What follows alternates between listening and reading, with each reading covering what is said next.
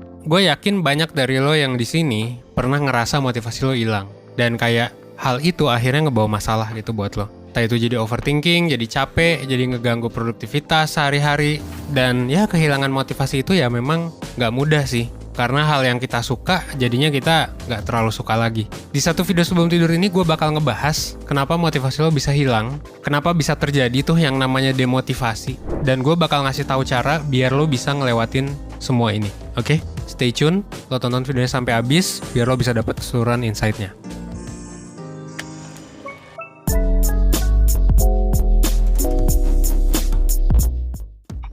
Salah satu masalah yang sering gue temui di pendaftaran mentoring 1% adalah tentang kehilangan motivasi. Yang pertama sih overthinking, yang kedua adalah demotivasi. Gak semangat belajar, jadinya stres di sekolah dan kuliah. Motivasi kerja hilang, jadinya insecure, jadinya ngaruh ke masalah lain, jadi mengalami overthinking juga. Dan produktivitas di kantor, dimanapun sebenarnya bisa terganggu. Dan gue mau garis bawahi kalau ya motivasi hilang itu sebenarnya bisa ngaruh ke beberapa aspek kehidupan. Dan ini wajar banget. Makanya nggak heran kalau ada yang nanya, gimana ya caranya biar gue bisa termotivasi lagi? Bahkan ada yang nanya, gimana ya caranya biar gue bisa termotivasi selamanya? Sebenarnya jawabannya nggak sesimpel itu ya, karena bisa dijawab dari berbagai macam perspektif. Dan teori juga sih kalau di psikologi ya. Tapi gue bakal mulai dari satu pernyataan terlebih dahulu.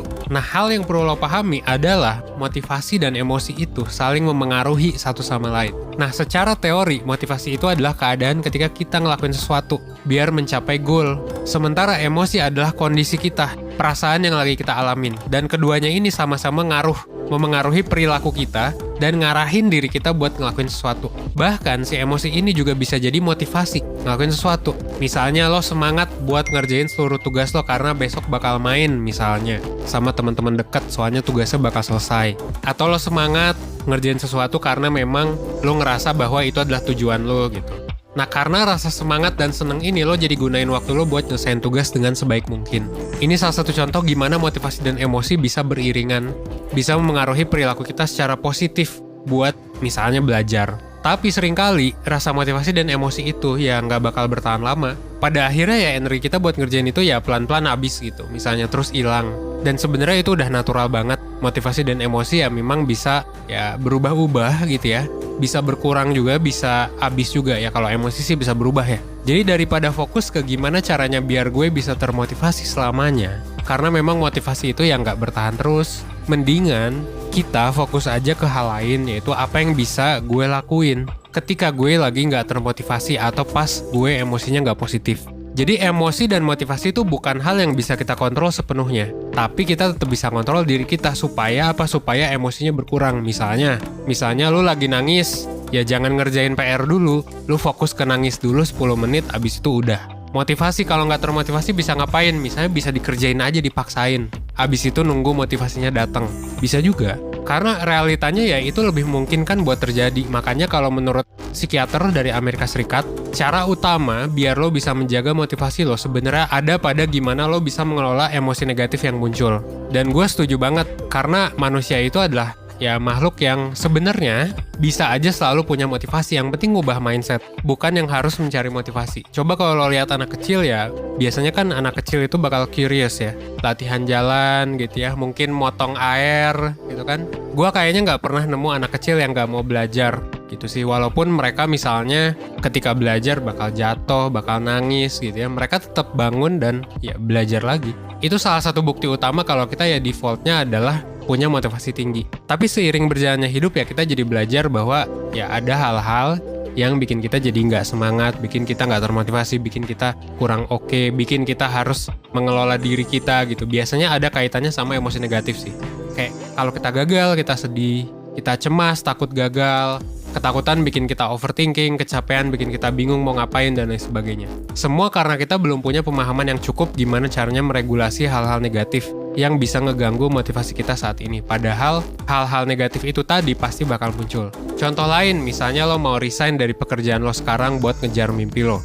Lo udah siapin rencana sedemikian rupa, tapi lo tetap takut buat resign. Kenapa? Karena lo overthinking sama semua masalah yang kemungkinan terjadi. Akhirnya ini malah bikin lo takut buat resign dan ngejar buat mimpi lo, dan akhirnya lo ngerasa terperangkap dan makin down sama diri sendiri. Nah, inilah quarter life crisis sebenarnya. ketika lo udah merasa terperangkap, sebenarnya emosi motivasi ini bisa ya berlanjut ke masalah lain. Kalau udah merasa terperangkap ya berarti quarter life crisis. Kalau udah ngerasa capek banget, udah ngerasa performa nurun, berarti burnout. Ya nggak sesimpel itu sih, tapi kayak bisa kita simplifikasi seperti itu. Rasa takut tuh sebenarnya wajar nggak sih? Ya wajar dan normal banget. Kita manusia pasti ya nggak pernah suka sama hal-hal yang nggak pasti. Cemas, takut tuh wajar. Tapi sayangnya ya semua hal di masa depan itu ya memang nggak pasti, bukan hal yang bisa kita kontrol gitu. Jadi daripada fokus ke hal yang nggak bisa kita kontrol, ya fokus aja ke gue sekarang takut, apa yang bisa gue lakuin. Biar ini nanti meskipun gagal gue nggak sedih-sedih banget. Itu bisa lo manage. Dan ini berhubungan sama cara ya buat mengelola diri. Pahami kalau kemungkinan gagal memang selalu ada. Tapi gimana cara menghadapinya?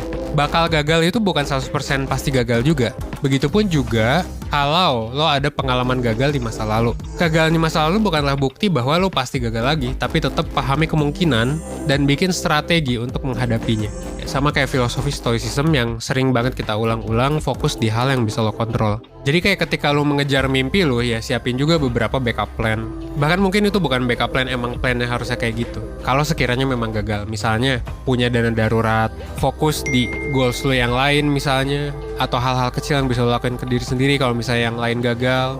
Atau sesimpel, ya siapa sih yang bisa lo curhatin, siapa sih yang bisa lo tumpahin gitu perasaan lo, siapa sih yang bisa lo lari ke dia ketika lo misalnya gagal atau ngerasa sedih. Nah kalau lo punya orang tua, pasangan, suami, istri, sahabat, atau temen yang bisa bener-bener lo percaya, ya bagus sih sebenarnya. Makanya itulah yang dinamakan support system gitu. Sekarang bahasa gaulnya tuh support system gue gitu kan. Tapi kalau misalnya lo nggak punya, nah ini bisa jadi memang meningkatkan resiko lo untuk punya masalah yang lain. Cuman nggak apa-apa, kan itu bisa dibangun yang namanya support system itu.